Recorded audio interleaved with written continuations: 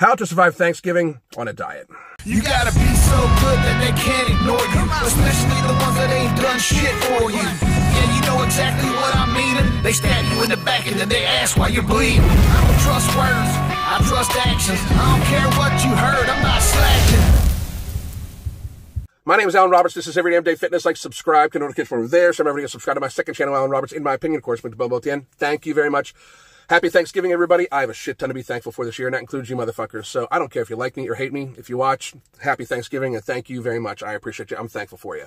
Two things before we get to the video really quickly. First of all, for those of you that pay oddly close attention to what happens to that back seat right there, those are beach chairs. It is a beautiful day for Thanksgiving, beautiful morning for Thanksgiving in Southwest Florida. So I'm taking my wife to the beach. It is a good fucking day, and I have a lot to be thankful for real. Secondly, a bum below at the end is our Damn Collective coaching special for Black Friday. That is where my wife, myself, and our team of coaches help a person develop a better relationship with food and better accountability skills. If you are underweight and need to gain some weight, if you are morbidly obese and need to lose some weight, even if you are of what would be considered a healthy weight but have a poor relationship with food, we help the person develop a better relationship with food based around their already current lifestyle and current activities. The activity you like to do is the activity we encourage. The food you like to eat, if possible, unless you are addicted to it, is the food we try to build your lifestyle around. We try to slowly morph your lifestyle to a healthy one so food no longer rules your life in whatever way it does. It is at a discounted rate. The discounted rate you pay for the first month is what you pay the entirety of the time you have. You should check that out. We are also running specials on our programs and that sort of thing. And this starts right now. We're starting a little early and it goes through Monday morning. So you should check that out. Now, surviving Thanksgiving on a diet. Diets, as meant by our culture, are temporary changes in caloric intake. So normally that means a person reduces their caloric intake to lose weight on a temporary basis by eating A, B, C, D, whatever fucking fitness guru told them to eat. Or they try to gain weight by normally adding supplements, just to be honest. They're normally adding protein shakes or whatever to try to bulk up, right? Unless you are a wrestler or a powerlifter or MMA or something like that, and you need to temporarily lose weight for a specific tournament, or you need to temporarily gain weight for a specific tournament, diets, as meant by our culture, are not long-term fixes. They are absolutely not. If you need to lose 100 pounds, you should not be on a diet. You should try to change your lifestyle. Just fucking straight up. Diets are not going to work for you because no matter what you do, you are going to try to reduce your caloric intake to what you do not like. You know, you're going to feel very restricted. You're not going to be able to indulge in the foods you actually like to have. And unless you are a food addict or a sugar addict or you have binge eating disorder and there are certain trigger foods, you should still try to enjoy, occasionally at least, the foods you like. That is just how that shit works. You cannot live under super restriction. That does not actually fucking work. Sooner or later, you will give in. When stresses of life, anything like that, sooner or later, you will give in. Now, if you are a food addict and you're addicted to a certain type of food, you might never be able to have that food again, or things that even taste like that food again. If you are a binge eater, if you have binge eating disorder, and there are certain foods that trigger you, you should probably stay away from those for the rest of your life because you have binge eating disorder. Same thing with sugar addiction. If you are a true sugar addict where you are physically and emotionally addicted to the dopamine response that comes from sugar, you might want to avoid processed sugar because the massive dump of dopamine that comes out of your brain can cause you lots of problems. You should get some psychological counseling for it. You should do whatever you can do, and you should change your lifestyle to avoid those things. It just is.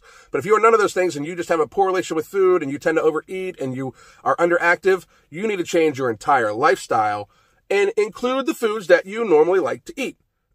Which brings me to Thanksgiving. If you approach Thanksgiving and you're on a diet, you've already failed. You just have already failed. There are prioritized methods that you can do to try to minimize the calories you take in on Thanksgiving. I suggest you fill up on protein and veggies, and that leaves room for, a minimal amount of carbohydrate, the carbohydrate dishes, and maybe even some little desserts. But it is one fucking day. Your lifestyle should be able to include indulgences occasionally. It just absolutely fucking should. Even if you are trying to lose weight, occasionally you should be able to reward yourself, not cheat, reward yourself with an indulgent meal. You absolutely should.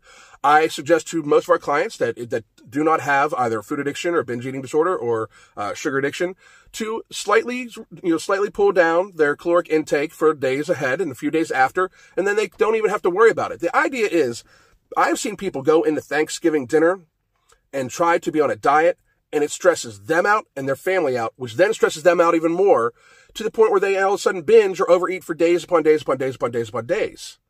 So while they tried to restrict themselves on Thanksgiving, the stress it causes them to overeat for days in a row. So they've actually ingested more calories the days after Thanksgiving than they would have ingested at that one meal if they would have just sat down and had a good meal with their family.